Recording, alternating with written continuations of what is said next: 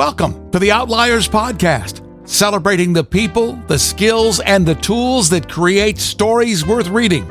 A presentation of Outliers Writing University, where tomorrow's authors learn the craft. Hello, everyone, and welcome to the Outliers YouTube channel and podcast series and our program, Get to Know. I'm your host, DP Lyle. I have a great guest today, a friend for a long time. In fact, we go way back. We actually worked together on the first scene of the first episode of CSI Miami about a dead body on a beach. So, screenwriter and novelist and all around good dude, Matt Witten, welcome. Thank you, Doug. It's so good to be here with you. Yeah, we do go back quite a ways. We do go back quite a ways through a lot of stuff. Now, you wear a couple of hats, and people may not know that you started as a novelist, and then you got sidetracked into the screenwriting world. What prompted that to happen? Was it an opportunity? Was it frustration? Yeah. I mean, what made that happen? Well, if you go back even further, I actually started out as a playwright. So I had an agent in Los Angeles who went to see one of my plays, and he called me up and he said, "I'd like to represent you for TV and movies." And that hadn't really been my aspiration. I was a playwright, but I said, "Okay, sounds great, thanks." And then about a year later, he said, "Matt, you live in the Adirondacks. It's kind of hard to, pitch your stuff. I haven't gotten you a job yet. How about if we get you a manager?" And the agent was taking 10% of my income, which was zero, and the manager, the manager would be taking another 15%. So I figured, well, 25% of zero, who cares? It's still zero, right? Still zero. So I got this manager, and the manager connected me to a guy who had seen a different play of mine in New York City, Tom Fontana, who was the showrunner of Homicide at the time. So he hired me to write a freelance episode. And then the next year, my manager connected me to the guy who ran Law and Order, Rene Balsay. And so I got a job writing a freelance episode. And this time, he liked it so much that he called me a few months later, and he said, "Well, for the next season, for the new season, I'd love you to come out here to Los Angeles and write for TV, write Law and Order." And it was a big change. We were living in a small town in the Adirondacks, and my wife had a job as a professor.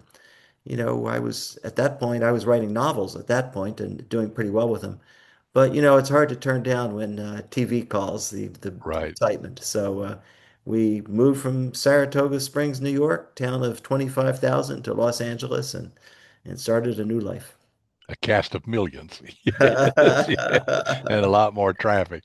And then you worked on a lot of other shows besides Law and Yep. Order and all I that. like worked on CSI Miami, like you said, and then I did one medical show, House, and then I did one, what do you call it, genre show, Supernatural, and then I did a bunch of crime shows, Women's Murder Club, and Judging Amy is partly crime, and I'm gonna forget what they are. Jag, I worked on Glades. the Glades, I worked on. Yeah, we worked on a lot of those together. A lot of those shows, We Judging did, we Amy, did. and yeah, all that, yeah, Whenever I needed help, I would call you and up. Women's Murder Club, yeah, Women's Murder which was a Club. cute show. Yeah, Yeah, I love that show. I, yeah, I uh, really love the people I worked with, and yeah. I wish it had lasted longer than a season. Got kind of sidetracked by the writer's strike of 2008. Right. So a lot of these stories I'm telling you, they can be spun out to much longer stories, but Oh yes, yes, always are. Well, but the then you short then version is it did last a year. yeah. Yeah. Well, then you pivoted back and became a novelist and have done very, very well as far as that's concerned.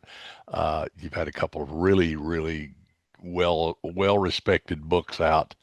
Was it The Necklace was one of them, I think. And, yeah, good stuff. So, why did you go back to the written word rather than the visual word? Well, a couple reasons. One is that when you write for TV, you're writing somebody else's vision. And your job is to really get inside of the other person's head, the head writer's head, and figure out what they want and what the story is from their perspective. And That's great. I mean, there are many great things about writing for TV, obviously. Obviously the money, but also just feeling like you're in the center of the culture. Everybody knows Law and Order. Everybody knows House. Right. My other favorite show that I worked on, Pretty Little Liars. Um, Mhm. Everybody knows these shows, and that's a lot of fun. And the writing is often a lot of fun, and the collaborating with the actors is I found almost always fun, and the directors too. Um, but I'm not really, when I'm writing on someone else's show, not writing what I'm most passionate about. And that's the biggest downside. So when I started writing The Necklace and Killer Story and now 51% and my next novel, all of these things are like, for whatever reason in my I don't know, I was going to say twisted mind, maybe that's not right, but in my quirky mind or anyway, that's what I want to write about. So it's that's why I did it. And my kids are through college. I don't, not so desperate for the money now, so I can do what I want. What, obviously these are two different forms of writing.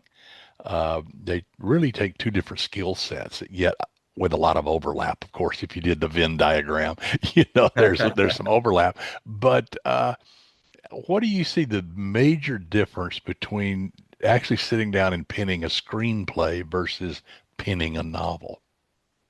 Well, the obvious is that it's a lot more than dialogue. I mean, screenplays are TV is pretty dialogue heavy, so it's a lot of it is just two people sitting in a room and you're saying what their dialogue is, and yeah, everything's visual. In novels, what I really had to learn with novels was to write more, inner monologue and to write more description.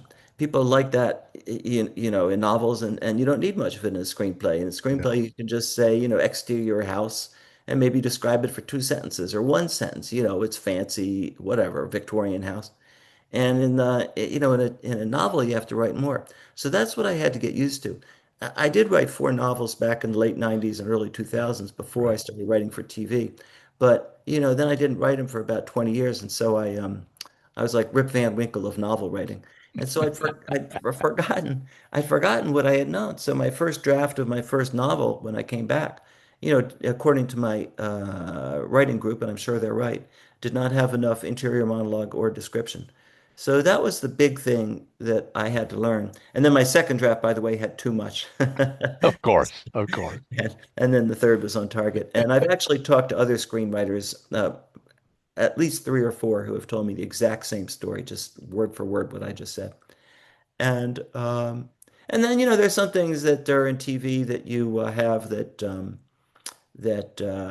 that help you with the novel writing. I mean, I got a good sense of pace from working in TV Hmm. and leaving out the boring parts. Because in a novel, I might read a novel and enjoy it, even though I skim a lot. Like I like the Right, Dan Brown book. I forget the name of it, Da Vinci Code or whatever. It was like 650 pages. I must have skimmed right, 300 of those pages, but I right. still liked the book. It was a good read. I'd recommend it. But on TV, you can't do that because if people don't skim TV, you're stuck there, with the screen on. Right. You can't fast forward exactly. You don't know how far to fast forward to. So it means you just, kind of, I mean, now people get on their phones, which is the equivalent of, skimming, but it Right. just it doesn't work as well. Then it's hard to get back in if you've been on the phone. So anyway, I learned to write stuff like the Elmore Leonard thing of leave out the boring parts. And Right. that was the big thing I learned from TV. Yeah. Do you write every day? And if so, where? I mean, screenwriters are known for writing everywhere. So Yeah. that's the reason I asked the question. They can write in the car driving down the road, it seems like, but Yeah. novelists are more, I got to have my space. Well, today is probably a pretty typical day. I've got new patterns since I moved back to the Adirondacks. Our house in LA burned down last year, so we moved back here. So I have kind of new patterns. And the new pattern would be, this morning I got up pretty early, went out to play pickleball in a nearby town, 20 minutes away. And then there's a nice coffee shop right near there called Uncommon Grounds. And I sat Yeah. in the coffee shop and wrote a chapter. And now I'm back home talking to you. And Yeah. then then I'll have lunch and maybe do an errand or two, but round about 4 o'clock I'll probably write another couple hours. Yeah. Yeah, that's a good way to do it, to break it up like that. I do that a lot too. Uh, get your mind refreshed again, Yeah. so to speak. Um, well, let's talk about 51%. There you go. Great Oh, thank cover. Great cover, by the way. There's a lot going on here. thank you. I like it too. The it's interesting. The level best books. The publisher gave me three covers to choose from, and two of them made it look like a thriller. It was three people that looked like the Mod Squad, racing down the street, Right. and that's what two of them were. And then this one looks more like a sci-fi or a futuristic or Mhm. speculative kind of thing. And so it was a big choice to do this cover because I said to myself, what is it? What the book is. If I was to describe it, I would say it's a dystopian, or I might say speculative. It's a dystopian murder mystery thriller. But the question is, what do you emphasize in the cover? And I decided, what would be most striking for people would be this world that I've set 20 years from now. And that's how I should do the cover. And it's how people have responded to the book. If people have a description of the book in their review, they say, "Oh, this dystopian thriller," or "Oh, this speculative thriller," and nobody, just says murder mystery, which it is. And I don't think hardly anybody that I can remember at all says, just thriller. So anyway, that's all like by way of saying, excuse me, covers are interesting, and that's how we came up with this one. It's where did you get the concept for this story? Is it something you've thought about for a while? Is it something you stumbled on that you sparked a thing, said, "Oh, okay." How did this actually come about? Well, it came about from a couple of places, and one is, following politics for the last 40 years, and everybody has their own, political opinions, but mine was that private corporations were taking over too much from government. So, for instance, private corporations now are in charge of supplying a lot of cities with water, and I don't think that's a good idea. I think it should be the government. Electricity, same thing. Prisons. Now, 9% of Americans who are in prison are in private prisons. Military, the private companies taking over a lot of the military. Um, in schools, there's a lot of charter schools that the lines are starting to blur and become questionable. The post office. I mean, a lot of times now there's FedEx and UPS, and so the post office has gotten smaller and smaller, which in some ways is okay, but in some ways is tricky because, if you're a rural customer up here in Lake Luzerne, it's a little harder to get service from the private companies. And it's a lot of things. People talk about privatizing Social Security. So that always really bothered me. And then the growing power of the biggest of the corporations, the huge, huge corporations, when you have just a small number that owns so much of our wealth. It's always bothered me. Um, and the other thing this came from was just how hard student loans are. I I knew this one girl and I was helping her apply to college and she really wanted to go to this one school and she just couldn't. I worked with her on the finances and I got my accountant to help her explain that if she took out $200,000 in loans, she'd be screwed. She's a violinist. She's not going to be making 200,000. So, she had to go to a different kind of college. And so, I thought about all these things and about how squeezed the middle class is right now, and created this world where the big six corporations really kind of own the middle class. There's no public high schools anymore, no public colleges. So if you want to go to high school or college, you have to pay the corporation 20% of your income or a certain percentage of your income for a number of years after you get out of college. And there's no, health care anymore, national health care. There's no Obamacare. So people, if they, God forbid, get cancer, they wound up in a situation where they have to give up X percent of their income for years. And eventually they give up more, some of them, many of them, give up more than 50% of their income and they become owned by people. And then the big six corporations, whichever one owns them, can tell them what to do, can test their blood, put a chip in their blood to test for, alcohol or drugs. It can tell them, you want to be a poet, forget about it. You got to work at the strip club where you can make real money. Lithium mine, I don't care if it causes cancer, you're going to be working there. So, So that's in a nutshell where I got the idea. And I'll just say one more thing, which is another fun part of the idea for me was I said, well, a lot of police departments are getting privatized nowadays in different kinds of ways. So I thought, what if you were a member of the New York Police Department, or I'll call it the New York Police Department Incorporated? What if you had to raise money yourself to solve the murder? So I have this murder mystery in the book, which I love. And, it's a good mystery, but what the cops are doing, the two detectives are doing is mainly they're just trying to raise money so they can go out there and, buy some search warrants and pay some forensics experts to, do some forensics on it and, pay a couple $100 to the fingerprint people techs to come in. So I just had a lot of fun having them try to raise money to solve the murder, which is a new twist on a murder investigation that I What got there going. was there a character in this story that appeared late in the process that's like, oh wow, yes, or one that really grabbed you, and maybe the protagonist, maybe not. You're like, whoa, this is a fun character. I like this person. Yeah, I would say there are two of them. One is the one of the two partners, the homicide partners, and her job is not really to be investigate exactly, although she helps with that. Her job is to raise the money. She's a crime marketing expert. And my fun with her was she goes through all these like moral confusions throughout because she really doesn't want to investigate a murder that's not going to make her any money. She's disgusted with the whole business. She wants to, investigate their murder of a rich plastic surgeon to make serious money. She's pregnant, she's broke, and she's 20% owned. She's worried that she'll have to be more owned throughout the course of her pregnancy if it has problems, especially. So she starts out in the book doing the wrong things morally, and then not to be too much of a spoiler, but she ends up doing the right things morally. And I just didn't realize how much I would love her journey. She's like every person or every woman in the book. Because we're basically, most people we're not, bad, and we're not, Mother Teresa. We're somewhere in Right, between. right. And the So other you learned her along the way. I learned her along the way, Yeah, definitely. I I learned I like learned that. her potential to have fun. And the other character I really enjoyed is one of my characters is named the Red Queen. And the Red Queen is an AI. So I had a lot of fun with the Red Queen, and I didn't realize how much fun I could have. And then the whole way I'm kind of exploring, is this character sentient? People debate that a lot about AIs. So I kind of was going the right down the line. So if you could read the book and you could say, yeah, of course Red Queen is sentient. They did this, this, and this. Or you could go the other way and say, what are you talking about? No way. So I had a lot of fun with my AI character.